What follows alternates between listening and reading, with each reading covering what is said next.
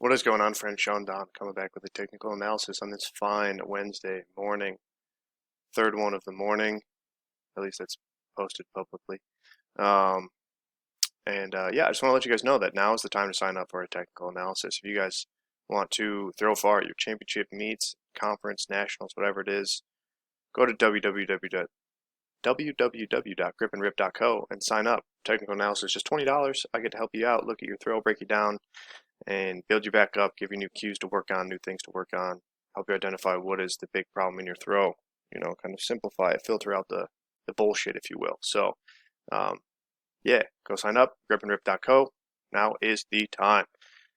So let's get into it. Here we have Brennan, Beil, Beil. Beil sounds right, maybe, or Beil. But Brennan, like from Step Brothers. Let's take a look.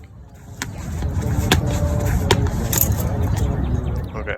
Posture. That's going to be the big thing right here. Posture. Keeping the chest up, keeping hips underneath you. That's all it really comes down to. You're turning decent, pretty patient, not going too hard, not doing anything crazy. Just got to get those hips up into the throw. And honestly, I think that's all it takes. So let's break it down a little bit more. Weird angle here. I kind of prefer the 0 angle or maybe the 90 angle. This is the weird in between, where you can kind of see a little bit of both, but not exactly. But the winds look okay. Turning back to the right very well. Just to comment here, because like I said in the other two videos I've done this morning, I'm talking about the left shoulder. Left shoulder again, look at that, left shoulder up. The right shoulder down. That's a thing that contributes to what I'm about to talk about. Winding up again, pretty well. Left shoulder high though, right shoulder down. Keep that left shoulder down, bud.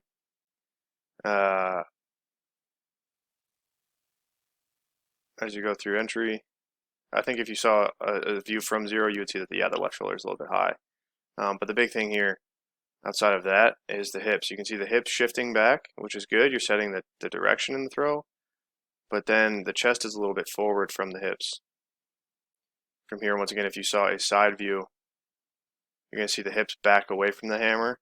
When, as the hammer goes left here, towards 90, the hip needs to follow. Hips need to go towards the hammer. Like you're super long around the left, but what good is there if you're longer on the left, but the hips aren't forward towards the hammer? Like I said, the hips are kind of back away, and you can see in this position right here, the hips should be more forwards. Like I said, there's this little bit of a concave angle here. Is that the right term? Concave, perhaps?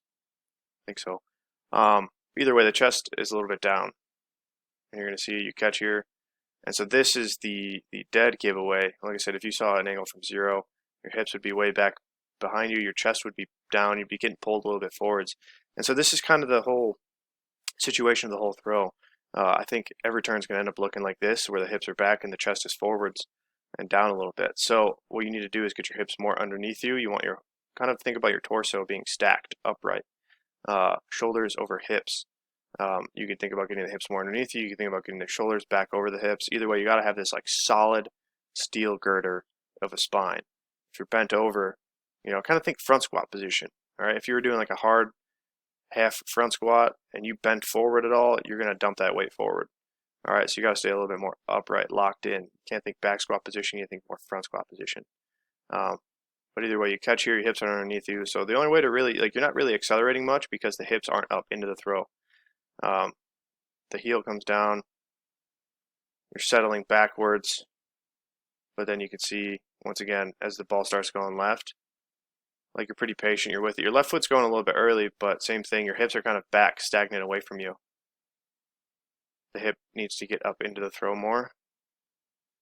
Hips connected, and then same thing here, you kind of see this weird tilt where left shoulder is up in single support, hips are tilted downwards, and shoulders are level at the very least, and you can see you kind of come with this cross body sort of thing here.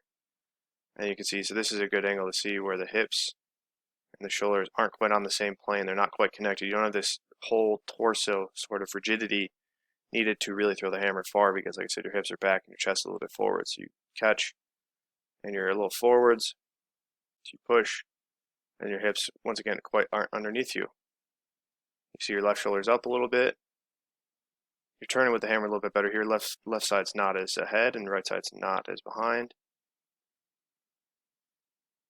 But you still see this kind of weird angle of like where this, if you were to draw a straight line through your hips, you'd see you're kind of tilted down here, but then your shoulders are flat, your left shoulder's up. You should kind of match the torso angles here. You want to be on the same plane, shoulders and hips, same plane. And then you see you kind of turn, and you get this like weird side saddle sort of thing here.